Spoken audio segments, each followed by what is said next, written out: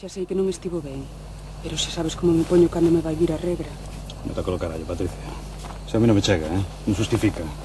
Son os meus amigos e a ti ni siquiera te coñecían, Asañaste este canto quixeste, non me fodas, tía. E non volverei facer máis, vale?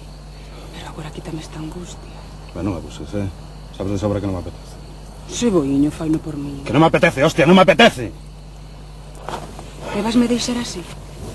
Co que hai aquí abaixo?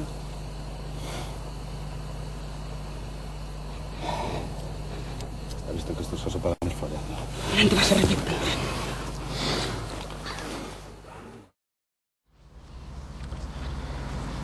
Bom, a miña vida non é tan interesante canto as vosas. Eu diría que carece de interese. Bueno, eu traballo como xornalista deportivo, xa sabedes, non? Eso dame un diñeiro suficiente para vivir con dignidade. Para comprar algún cadro que outro, como xa pudestes comprobar. Bueno, e para ter unha videoteca ben completa, non? Que inclúe bastantes pelis porno, por certo. Que me divirte. Vivo só no meu apartamento. Últimamente máis frecuentado que debese por Patricia. Cada día aturo menos a esa muller. O meu pai non me batía de pequeno. Mas tampouco teño unha filosofía da vida. Nese sentido ando bastante despistado. A miña estabilidade emocional non lle recomendo a ninguén. Bueno, xa está. Pode que teña razón. Mas agora tampouco sabería por onde comezar. Eu podo te axudar.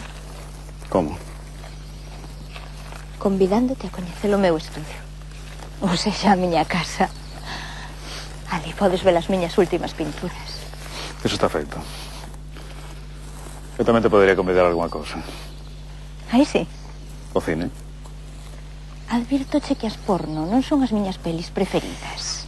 E que tal unha reposición de Fellini? Sí. E morro por ver a última de Woody Allen. Convidarásme tamén.